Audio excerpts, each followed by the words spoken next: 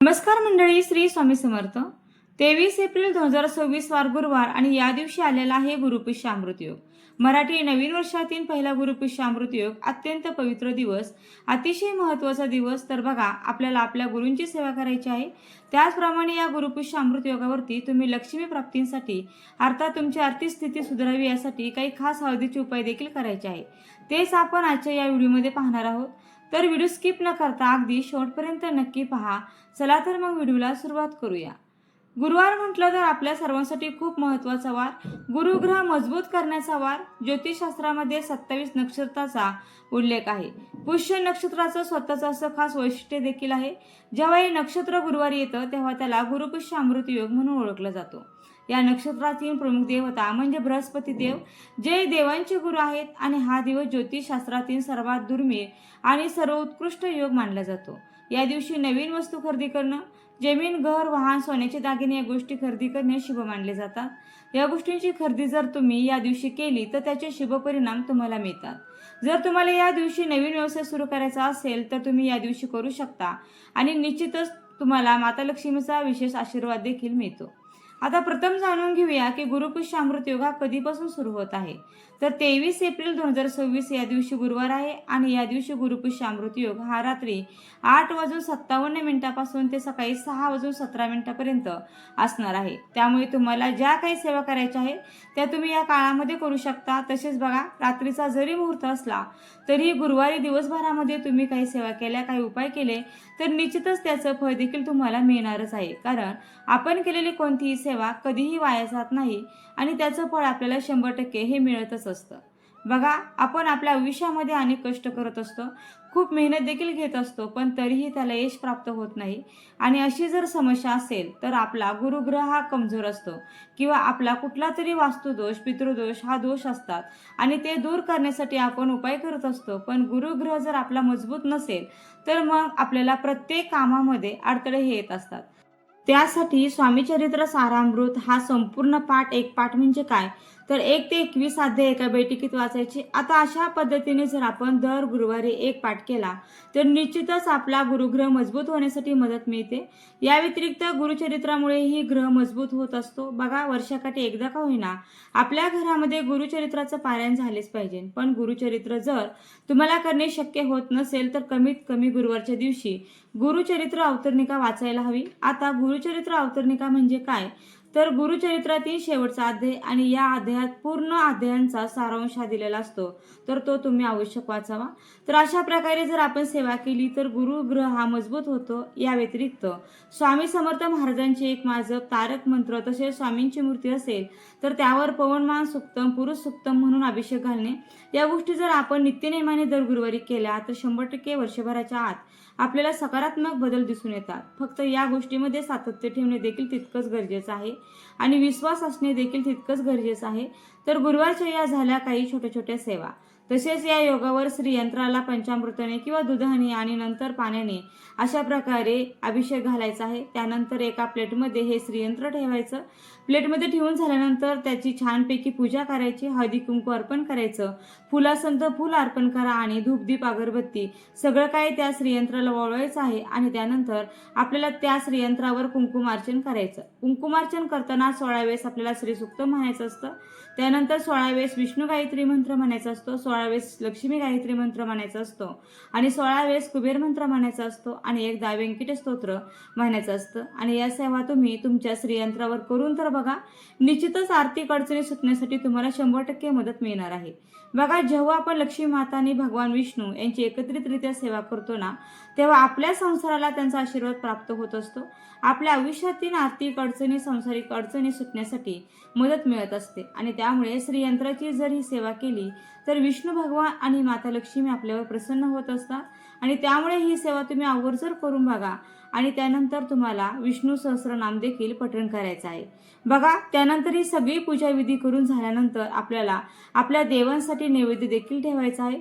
तर नैवेद्य दाखवत असताना शक्यतो सफेद रंगाची मिठाई ठेवण्याचा प्रयत्न करा किंवा पिवळ्या रंगाची मिठाई ठेवण्याचा प्रयत्न करा. तसेच तुम्ही खीर किंवा बेसनाचे लाडू देखील किंवा दूध साखरेचा नैवेद्य देखील दाखवला तरी देखील देव प्रसन्न होत असतात.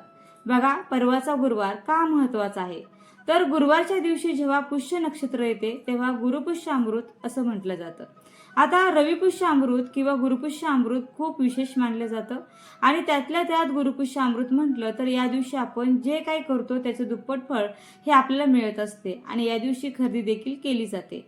जेव्हा आपण या दिवशी सोने खरेदी करतो तेव्हा ते सोने विकण्याची किंवा गहाण ठेवण्याची वेळ येत नाही असं देखील म्हटलं जातं. तसे सोने चांदी आपण खरेदी करू शकत नसलो तरी ज्या काही आपल्या देवघरातील वस्तू आहेत जसे की श्रीयंत्र म्हणा किंवा इतर जी काही गोष्टी तुमच्याकडे नाही, शंख म्हणा, घंटा म्हणा, तर या गोष्टी देखील आपण गुरुपुष्य अमृत या योगावर घेतल्या तर त्या आपल्याला फळ देण्यासाठी खूप मदत करत असतात. तर अशा प्रकारे गुरुपुष्य अमृत योगावर आपण या गोष्टी नक्कीच खरेदी करू शकतो. तसेच या व्यतिरिक्त उद्या आपल्याला अशी काही कामे करायची आहेत किंवा हळदीचे असे काही छोटे छोटे उपाय करायचे आहेत जेणेकरून आपला गुरुग्रह मजबूत होईल. आता हळदीचे उपाय करणे प्रत्येकाला शक्य आहे, त्यासाठी तुम्हाला बाहेर वगैरे जायचं आणि मग काहीतरी विकत आणायचं असं अजिबात नाहीये. हळद प्रत्येकाच्या घरामध्ये असते, पण या हळदीच्या बाबतीत एक गोष्ट किंवा एक नियम आवर्जून तुम्हाला पाळायचा असतो. आपल्या घरातील हळद कधीच संपून द्यायची नाही. आपल्याला वाटते ना की आता आपली हळद संपणार आहे तर त्याच्या अगोदरच आपल्याला हळदीचं एक पॅकेट आणून ठेवायचं आहे. हळद संपवून द्यायची कधीही नाही. तर असो, आता हळदीचे उपाय काय आहेत ते बघूया. तर उद्या सकाळी आपल्याला आंघोळीच्या पाण्यामध्ये चिमूटभर हळद टाकायची आहे. दर गुरुवारी जर आपण हळद टाकून आंघोळ केली तर आपला गुरुग्रह हा मजबूत होत असतो आणि आपल्या वाटेत येणारे अडथळे दूर होत असतात. तसेच नकारात्मकता, वाईट शक्ती किंवा कोणाची वाईट नजर लागलेली असेल तर ती देखील निघून जाण्यासाठी आपल्याला मदत होत असते. आता जशी आपल्याला नजर लागते तसेच आपल्या घराला देखील नजर लागत असते आणि त्यामुळे घराची दृष्ट काढण्यासाठी किंवा घराची नजर काढण्यासाठी आपल्याला गुरुवारच्या दिवशी सकाळी गोमूत्रामध्ये चिमूटभर हळद टाकून ते गोमूत्र सगळीकडे शिंपडायचे देखील आहे, जेणेकरून आपल्या घरातील नकारात्मकता देखील बाहेर निघून जाण्यासाठी मदत होईल. त्यानंतर आपल्याला उंबरठ्यावर देखील हळदीचं लेपन करायचं आहे. हळदीचे लेपन केल्याने आपल्या घरातील नकारात्मकता बाहेर जाते आणि बाहेरची नकारात्मकता पुन्हा आपल्या घरामध्ये प्रवेश करत नाही. पण मग हे फक्त एखाद्या गुरुवारी करायचं आणि नंतर सोडून द्यायचं का? तर नाही. आपल्याला हे दर गुरुवारी करायचं आहे किंवा हळदीचं लेपन तुम्ही शुक्रवारच्या दिवशी जरी केलं तरीही चालतं. गुरुवारच्या दिवशी, शुक्रवारच्या दिवशी किंवा मंगळवारी केलं तरीही त्याचे आपल्याला सकारात्मक बदल लवकरात लवकर दिसून येत असतात. आता त्यानंतर आपल्याला तुळशी मातेला देखील चिमूटभर हळद ही अर्पण करायची आहे. फक्त हळद जर तुम्ही तुळशी मातेला अर्पण करणार असाल तर ती हळद शुद्ध आहे का हे पहिले तपासून पहा. जर केमिकलयुक्त ती हळद असेल तर तुमच्या तुळशीचं त्यामुळे नुकसान होऊ शकतं किंवा तुळशीला नुकसान पोहोचू शकतं आणि म्हणून जर हळद शुद्ध असेल तरच आपल्या तुळशी मातेला ही जी हळद आहे तर ती अर्पण करायची आहे. आता ही हळद अर्पण करताना आपल्याला तुळशी मातेजवळ ओम नमो भगवते वासुदेवाय हा मंत्र देखील म्हणायचा आहे.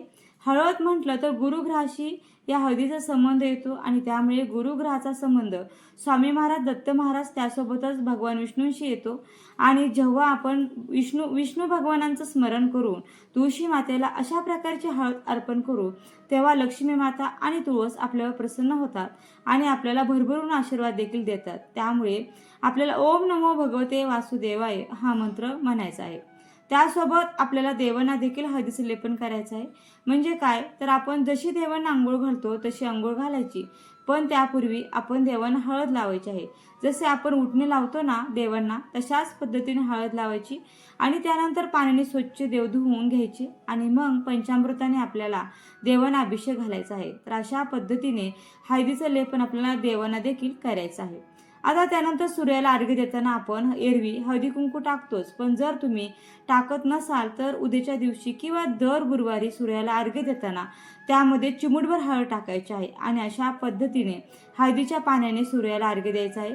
अर्घ्य देताना देखील तुम्हाला ओम नमो भगवते वासुदेवाय असे म्हणायचे आहे, जेणेकरून विष्णू भगवानांचा आशीर्वाद हा तुम्हाला प्राप्त होईल. त्यानंतर देवघरामध्ये आपल्याला एका छोट्या ग्लासमध्ये हळदीचं पाणी भरून ठेवायचं आहे. तुम्ही जेव्हा पूजेला बसणार आहात त्याच्या अगोदर हे पाणी भरून ठेवायचं. दिवसभर ते पाणी तसेच ठेवायचे आहे आणि शुक्रवारी सकाळी हे जे हळदीचं पाणी आहे ते संपूर्ण घरामध्ये आपल्याला शिंपडायचं आहे. त्यामुळे पाणी ठेवताना आपल्याला अगदी थोडंसं ठेवायचं आहे, हे लक्षात घ्या. आता हे जे उरलेलं पाणी असणार आहे त्याचं काय करायचं तर ते इकडे तिकडे फेकून न देता एखाद्या झाडाला घालायचं, फक्त तुळशी मातेला घालायचं नाही, हे लक्षात ठेवा. त्यानंतर उद्या गुरुपुष्य अमृत योग आहे, म्हणजेच परवा. त्यामुळे आपल्या देवघरामध्ये लाल कलाव्याचा दिवा लावायचा आहे. हे आपल्या मागच्या व्हिडिओमध्ये मी तुम्हाला सांगितलेलं आहे. पण त्यासोबत जर आपण त्या दिव्यामध्ये चिमुटभर हळद टाकली तर त्याने आपला गुरुग्रह मजबूत होणार आहे. त्यासोबत लक्ष्मी मातेचा आशीर्वाद देखील आपल्याला प्राप्त होणार आहे. तर अशा पद्धतीने दिव्यामध्ये चिमुटभर हळद देखील टाकायची आणि तसेच आपल्याला दिव्याखाली देखील थोडीशी हळद ठेवायची आहे. बघा, या दिवशी आपण कलाव्याचा दिवा बनवणार आहोत. तर हा जो दिवा आहे तो तुम्ही कुठल्याही धातूचा ठेवू शकता, पण तो नसेल तर मग तुम्ही पंती देखील ठेवू शकता, म्हणजे पंती देखील लावू शकता. आणि पंतीही जर तुमच्याकडे नसेल तर तुम्ही कणकेचा दिवा बनवला तरीही चालणार आहे.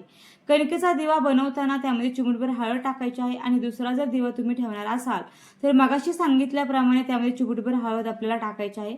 आता हा दिवा ठेवताना खाली एक प्लेट ठेवायची, त्या प्लेटवर आपल्याला स्वस्तिक काढायचं. स्वस्तिक काढल्यानंतर त्यावर चिमूटभर हळद आणि कुंकू टाकायचं आणि मग त्यावर आपल्याला हा जो दिवा आहे तो ठेवायचा आहे. अशा पद्धतीने आपल्याला गुरुवारी हा दिवा प्रज्वलित करायचा आहे. त्यानंतर आपल्याला मुख्य दरवाज्यावर एक तुपाचा दिवा प्रज्वलित करायचा आहे. तुपाचा दिवा प्रज्वलित करत असताना त्यामध्ये चिमूटभर हळद घातली तर नक्कीच गुरुबळ हे मजबूत तर होणारच आहे, पण लक्ष्मी माता देखील आपल्यावर प्रसन्न होणार आहे. आता हा जो दिवा कुठे लावायचा आहे तर बघा, मुख्य दरवाजाच्या उजव्या बाजूला लावायचा. जेव्हा आपण घरात प्रवेश करतो तशा पद्धतीने दरवाजाकडे तोंड करून उभे राहायचं आणि आपली जी उजवी बाजू येईल आणि त्या बाजूला तो दिवा हा लावायचा आहे. जोपर्यंत पेटता राहील तोपर्यंत तो पेटता राहून द्यायचा आहे. आता त्यानंतर उद्याच्या दिवशी शक्यतो पिवळ्या रंगाचीच, म्हणजे गुरुवारच्या दिवशी शक्यतो पिवळ्या रंगाचीच वस्त्र परिधान करण्याचा प्रयत्न करा. आता पिवळ्या रंगाची वस्त्रे नसतील तर तुम्ही पांढऱ्या रंगाची वस्त्रे परिधान केली तरी देखील चालणार आहे. पिवळा रंग म्हटलं तर भगवान विष्णू यांचा संबंध येतो आणि गुरुपुष्य अमृत असल्यामुळे लक्ष्मी मातेचा संबंध किंवा लक्ष्मी मातेची तिथी असते आणि म्हणून जर आपण पांढऱ्या रंगाचे कपडे परिधान केले तरी चालणार आहे.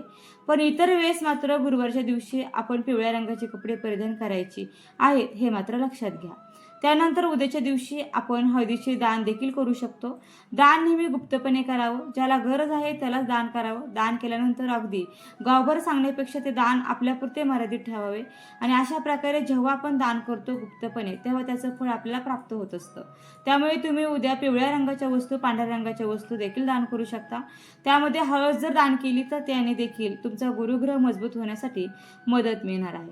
तसेच आपल्याला गुरुपुष्य अमृत योगावरती केळीच्या झाडाला देखील चिमूटभर हळद अर्पण करायचे आहे. तुमच्या घराजवळ जर कोठे केळीचं झाड असेल तर आवर्जून आपल्याला गुरुपुष्य नक्षत्रामुळे त्या केळीच्या झाडाची पूजा करायची. असेही गुरुवारच्या दिवशी केळीच्या झाडाची पूजा ही केलीच जाते. त्यामुळे उद्या त्या ठिकाणी जाताना एक कणकेचा दिवा बनवून घेऊन जा. आता हा दिवा बनवताना त्यामध्ये चिमूटभर हळद टाकायची आणि अशा प्रकारे हळदीचा आणि त्या कणकेचा दिवा केळीच्या झाडाजवळ आपल्याला लावायचा आहे. त्यामध्ये तूप टाकायचं आहे. तूप नसेल तर तुम्ही तेलही टाकू शकता, हरकत नाही. पण चिमूटभर हळद देखील आपल्याला केळीच्या झाडाला अर्पण करायचे आहे आणि त्या ठिकाणी बसून जर तुम्हाला एखादा पुरुष सुक्तम किंवा एखादं स्त्री सुक्तम म्हणणं शक्य असेल तर तिथे बसून या दोन्ही गोष्टी तुम्ही या दोन्ही सेवा करायच्या आहेत. ते शक्य जर नसेल तर ओम नमो भगवते वासुदेवाय आणि लक्ष्मी मातेचा जो मंत्र तुम्हाला येत असेल तर तो दोन्ही मंत्र तुम्ही 11 वेळ जरी तुम्ही त्या ठिकाणी बसून म्हटले तरी देखील चालेल.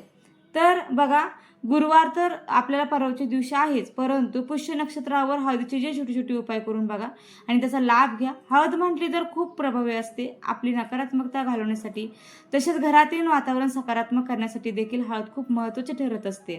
तसेच प्रत्येक उपाय करणं म्हटलं तर प्रत्येक ठिकाणी खर्च देखील करावा लागतो, खूप गोष्टी आणाव्या लागतात, पण हे प्रत्येकाला शक्य होत नाही आणि त्यामुळे प्रत्येकाला शक्य होईल असेच प्रभावी उपाय व सोपे उपाय मी सांगत असते.